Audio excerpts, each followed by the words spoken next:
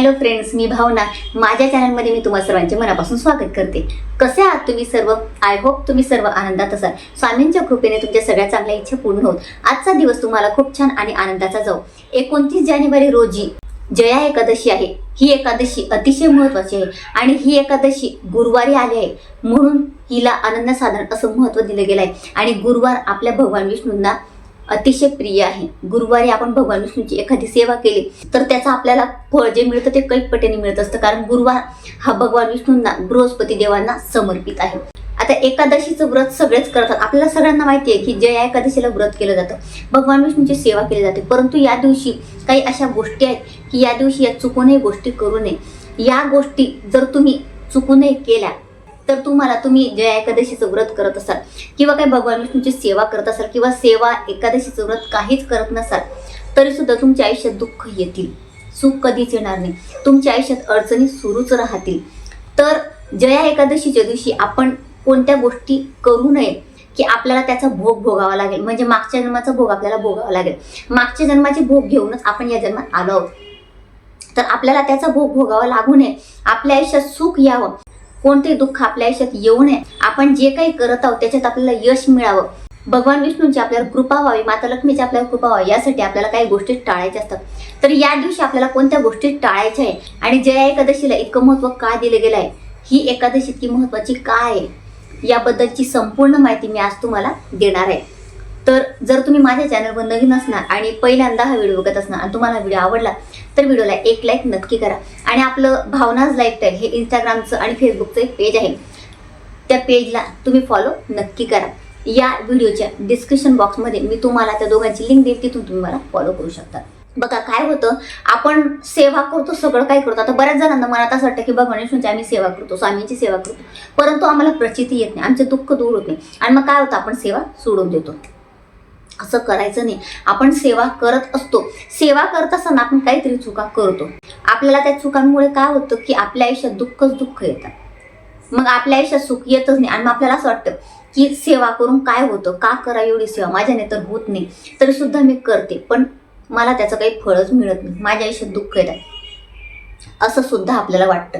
म्हणून या काही गोष्टी अशा असतात की आपल्याला टाळायला पाहिजे. तर जया एकादशीला आपल्याला चुकूनही या गोष्टी करायच्या नाही आहेत. जशा पद्धतीने भरणी नक्षत्रावर आपल्याला काही चुका करायच्या नसतात, त्या पद्धतीने भरणी नक्षत्रावर आपण कोणत्या चुका करू नये, कोणत्या गोष्टी करायच्या नाही या दिवशी, तर त्यावर आपल्या चॅनलवर व्हिडिओ आलाय, तर तो नक्की बघा. किंवा या व्हिडिओच्या डिस्क्रिप्शनमध्ये मी तुम्हाला तो व्हिडिओ देईल, म्हणजे त्याची लिंक देईल, तिथून तुम्ही बघू शकता.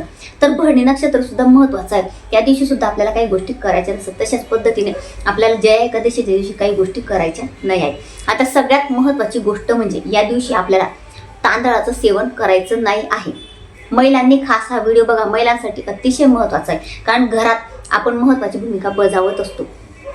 महिला ही लक्ष्मीचे एक रूप असते. जर आपल्या घरात आपणच चुका केल्या, आपण कोणत्या गोष्टी पाळल्या नाही, लक्ष दिलं नाही, तर काय होतं, मग पूर्ण फॅमिली काय लक्ष देईल, म्हणजे आपले मुलं, आपला नवरा काय लक्ष देणार आहे.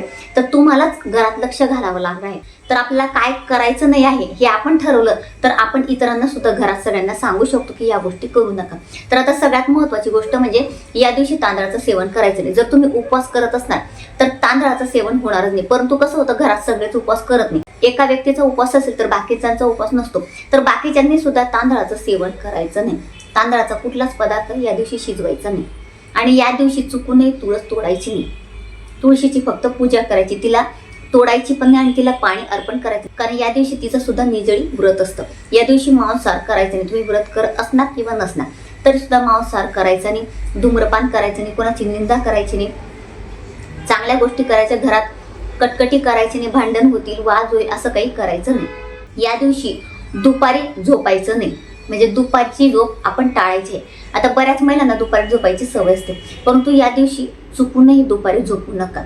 आणि या दिवशी अंघोळ न करता किचनमध्ये जाऊ नका. बऱ्याच लेडीजचं काय होतं की सकाळी खूप घाईची वेळ असते बघा, तर काही वेळेला काय होतं की आपण आंघोळ न करता किचनमध्ये एंट्री करतो आणि किचनमध्ये आपण स्वयंपाक करतो. तर या दिवशी तुम्ही ही गोष्ट कटाक्षाने पाळा की या दिवशी किती तुमची घाई असेल, किती तुम्हाला सकाळी लवकर स्वयंपाक करायचा असेल, तरी सुद्धा किचनमध्ये सकाळी आंघोळ केल्याशिवाय एंट्री करायची नाही. आंघोळ करूनच तुम्हाला जो काही स्वयंपाक असेल, जे काही काम असेल करायचं ते तुम्ही करायचं आहे। या दिवशी केस नखे कापू नये किंवा थ्रेडिंग करू नये, म्हणजे महिला आयब्रोज वगैरे करतात ते सुद्धा करू नये। या चुका आपण या दिवशी टाळायच्या आहेत। आणि घरात तुमच्या एखादी स्त्री असेल तिचा अपमान करू नका, किंवा बाहेर कोणत्या स्त्रीचा या दिवशी अपमान करायचा नाही, किंवा कोणाचाही म्हणजे मोठ्यांचा अपमान होईल अशाही गोष्टी करू नका। तर या दिवशी आपल्याला या गोष्टी पाळायच्या आहेत, तरच आपल्याला व्रताचं फळ मिळणार आहे, किंवा आपण जी काही सेवा करत आहोत त्याचं फळ मिळणार। किंवा तुम्ही सेवा व्रत करणार नाही तरी सुद्धा तुम्हाला दुःख येणार आहे तुमच्या आयुष्यात, कारण या चुका आपण करतो आणि मग आपल्याला खूप मोठे भोग भोगावे लागतात। जर या चुका आपण केल्या नाही तर आपल्याला मागच्या जन्माचे भोग भोगावे लागणार नाही आणि आपल्या आयुष्यात सुख येईल। म्हणून अशा चुका करू नका। या दिवशी चांगल्या गोष्टी आचरणात आणा, चांगल्या गोष्टी करा। आपल्याला व्रत शक्य नसेल तरी सुद्धा चालेल, काही हरकत नाही, परंतु या चुका आपल्याला टाळायच्या आहेत। या दिवशी धारदार वस्तू खरेदी करायच्या नाही। चाकू, कात्री अशा धारदार वस्तू किंवा सुई या दिवशी खरेदी करायच्या नाही।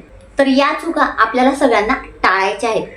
तर या चुका टाळा, या चुका करू नका, म्हणजे तुमच्या आयुष्यात सुख येईल। आपल्याला कधीही म्हणजे असं म्हणायची वेळ येणार नाही की माझ्या आयुष्यात असं का, मी देवाची सेवा करू, माझ्या आयुष्यात दुःख का। तर नक्कीच या गोष्टी जर आपण पाळल्या तर नक्कीच आपल्या आयुष्यात सुख येणार आहे। तर सुख येण्यासाठी आपल्याला सेवा करायची आहे, उपाय करायचे आणि काही गोष्टी आपल्याला टाळायच्या आहेत, काही चुका आपल्याला करायच्या नसतात। तर अतिशय छोटीशी माहिती ती जी मला तुम्हाला द्यायची होती। जर तुम्हाला माझा आजचा व्हिडिओ आवडला असेल तर व्हिडिओला लाईक, शेअर, चॅनलला सबस्क्राईब आणि आपला भावनाज लाईफस्टाईल या फेसबुक पेजला आणि इंस्टाग्राम पेजला फॉलो नक्की करा। आणि कमेंटमध्ये ओम नमो भगवते वासुदेवाय आणि श्री स्वामी समर्थ नक्की लिहा। आणि कमेंट करत असताना कमेंटच्या वरती हाईप म्हणून एक ऑप्शन असतं, त्या हाईपला क्लिक नक्की करा आणि तिथे पॉईंट नक्की द्या, म्हणजे आपला हा व्हिडिओ जास्तीत जास्त शेअर होईल। आणि शेअर झाल्यानंतर काय होईल की इतरांना सुद्धा या गोष्टी कळतील, म्हणजे अध्यात्म घराघरात नेलं जाईल, आपल्या हातून काहीतरी सेवा होईल। तर पुन्हा भेटूया अशाच एका नवीन व्हिडिओ सोबत। तोपर्यंत सर्वांना श्री स्वामी समर्थ।